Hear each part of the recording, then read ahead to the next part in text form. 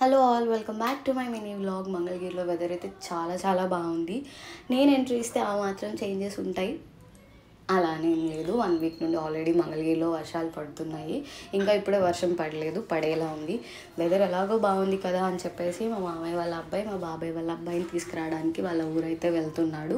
Weather అలా ఉంది కాబట్టే వాడు వెళ్తున్నాడు. నార్మల్గా ఎండ్ ఉంటే నేను ఎంత చెప్పినా వెళ్ళి తీసుకొని రాడు. జస్ట్ అలా బయటకు వెళ్ళడానికి కూడా వాడు డ్రెస్ మారుస్తూనే ఉంటాడు. అడిగిన ప్రతి ఒక్కళ్ళు ఓకే బాగుంది అని అంటేనే వాడు సాటిస్ఫై అవుతాడు.